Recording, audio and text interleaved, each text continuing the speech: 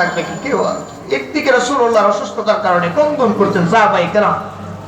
একজন সাহাবী দাঁড়িয়েছে, একজন সাহাবী দাঁড়িয়ে বলছেন, ইয়া রাসূলুল্লাহ, ইয়া হাবিবাল্লাহ, আপনি আমার কাছে ঋণগ্রস্ত, আপনার কাছে আমি একটা জিনিস পাওনা আবার আছে। কি পাওনা?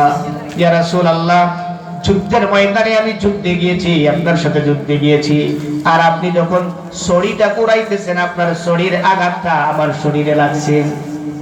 তার মানে বুঝতে পারছেন, শরীর আঘাত আমার গায়ে লাগছে। আল্লাহ রাসূল বলছেন, কারো কোনো যদি ঋণ থাকে, হক থাকে, দুনিয়ায় থাকতেই এটা পরিশোধ করে নাও। আমি যদি কাউকে কষ্ট দেই, এই কষ্টটা দুনিয়ায় দিয়ে দাও।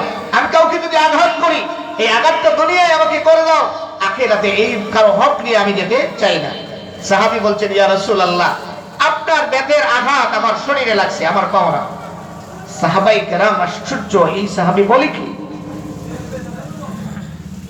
এই সাহাবী এই কথা বলার পরে সাহাবায়ে কেরামদের মধ্যে একটা হুলস্থুল কাণ্ড শুরু হয়ে গেল। হযরত ওমর বলছেন, ভাই, আল্লাহর নবী অসুস্থ অবস্থায় এই ঋণটা যদি তুমি শোধ করতে যাও, নবীকে আঘাত করা লাগবে। তোমার যদি এই আঘাতটা করে ঋণ শোধ করতে চাও, তাহলে আমার শরীরে করো, আমার গায়ে করো। বলছে যে না, এটা তো আমি আপনার গায়ে করতে পারি না, এটা রাসূল আমাকে আঘাত করেছেন।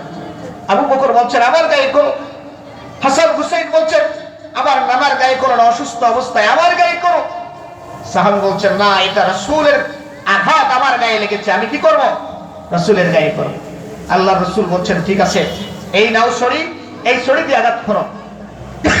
নামাজ পড়বে, ওকে, আজান ওকে, এই ছড়ি দিয়ে আঘাত করো।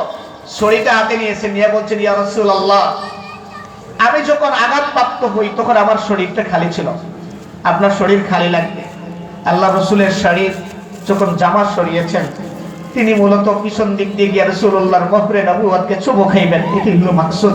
তিনি রাসূলুল্লাহর মুখরে নবুয়তে হুমটিকে চুমু খাইলেন আর বললেন, ইয়া রাসূলুল্লাহ, ইয়া হাবিবাল্লাহ, আপনার গায়ে আঘাত করতে পারে দুনিয়ার কোনো মানুষ আঘাত করার ক্ষমতা রাখে না। আমি এই কারণেই আপনার গাটা দেখতে চেয়েছিলাম, আপনার মুখরে নবুয়তটা দেখতে চেয়েছিলাম।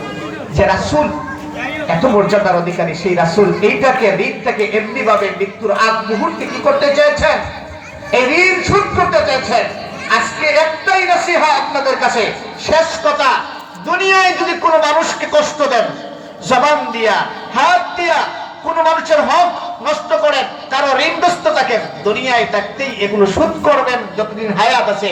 এটাই যদি করতে পারে, আজকের ওয়াজটা সফল, সার্থক। আল্লাহ তাআলা এই কথাগুলোর উপরে, নসিহতগুলোর উপরে আমাদের সবাইকে আমল করার তৌফিক দিন। আমিন।